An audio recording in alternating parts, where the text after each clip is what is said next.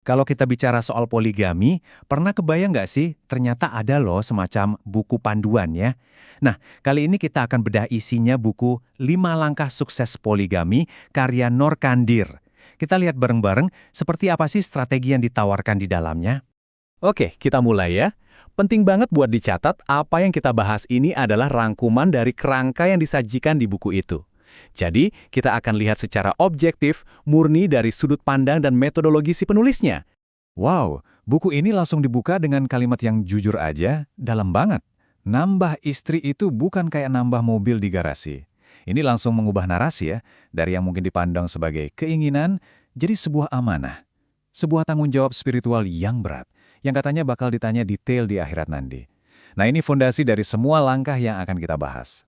Ini dia peta jalan kita. Kita mulai dari premis dasarnya dulu. Kenapa sih niatnya harus benar? Terus kita masuk ke 5 langkah utamanya. Persiapan diri, cara mencari dan berkenalan, diplomasi buat dapet restu wali, sampai akhirnya cara memanage semuanya di awal-awal pernikahan. Jadi, ini dia premis utamanya. Menurut buku ini, poligami itu sama sekali bukan jalan yang gampang atau buat seneng-seneng aja. Justru digambarkan sebagai sebuah perjuangan besar. Butuh kematangan mental dan spiritual yang luar biasa dan bukan jalan pintas buat kabur dari masalah yang udah ada. Oke, langkah pertama. Dan ini yang menurut penulis paling krusial, yaitu persiapan diri. Semuanya dimulai dari dalam, dari fondasi internal kita, jauh sebelum kita bahkan mikirin buat nyari calon. Nah, di sini nih, bukunya seolah-olah nanya langsung ke kita, yakin udah siap gitu. Penulisnya ngasih semacam cermin. Coba deh, lihat rumah tangga yang sekarang. Udah stabil belum? Kalau sama satu istri aja masih sering ngeluh atau nafkah aja masih pas-pasan, katanya nama istri itu cuma bakal jadi gudang masalah baru. Jadi stabilitas emosi dan mental itu harga mati. Buku ini merangkumnya jadi 3 modal penting. 1. Ilmu, artinya paham banget soal aturan agama tentang keluarga dan keadilan. 2. Iman, ini benteng spiritual biar nggak condong ke salah satu pihak. Dan yang ketiga, tentu saja ekonomi, kemampuan finansial yang mapan buat menafkahi lebih dari satu rumah tangga secara layak.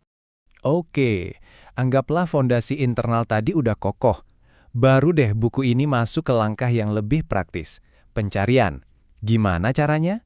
Nah, disinilah panduan lapangannya dimulai. Coba lihat urutan prioritas ini. Agama itu ditaruh di paling atas. Kenapa? Menurut penulis, ini fondasi utama buat ngadepin semua dinamika poligami nanti. Soal kecocokan atau ketertarikan fisik itu penting, tapi dianggap sebagai pelengkap dari pilar utama tadi. Nah, ini salah satu strategi yang paling menarik dari buku ini. Kenapa kok yang disarankan justru seringkali adalah seorang janda? Menurut penulis, alasannya adalah soal kematangan emosional. Mereka dianggap lebih bisa menghargai kehadiran seorang suami dan punya ekspektasi yang lebih realistis. Ini dianggap faktor kunci dalam dinamika poligami yang kompleks. Terus, pas kenalan atau ta'aruf, bukunya ngasih contekan kalimat nih, saya bukan cari pengganti istri saya, tapi cari madu yang bisa bangun surga bersama. Tujuannya, untuk nunjukin kejujuran dari awal, nunjukin rasa hormat ke istri pertama, dan nunjukin visi jangka panjang. Logikanya menarik banget loh.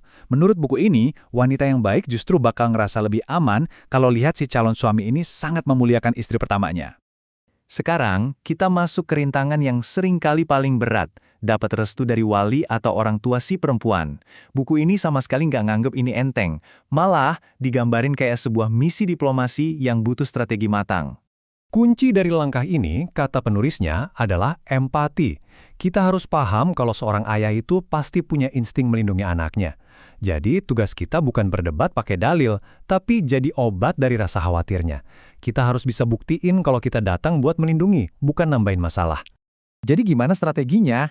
Pertama, hadapi langsung dengan hormat. Kedua, jangan cuma ngomong tapi tunjukin bukti nyata kemampuan kita. Ketiga, kalau misalnya buntu, coba libatkan pihak ketiga yang disegani, kayak ustadz atau tokoh masyarakat. Dan yang terakhir, kalau ditolak, ya sabar. Itu dianggap bagian dari ujian kesungguhan.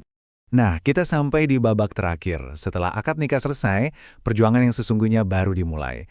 Langkah kelima ini fokusnya ke manajemen praktis sehari-hari, gimana caranya menata hidup baru ini, biar nggak terjadi gempa bumi di dalam rumah tangga.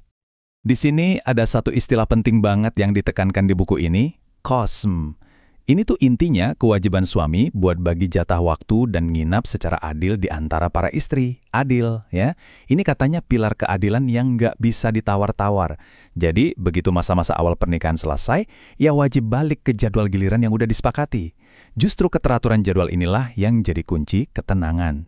Jadi kuncinya adalah proaktif, bikin jadwal yang jelas dari awal, fasilitasi silaturahmi antar istri, dan yang paling krusial, jadilah penjaga rahasia yang amanah.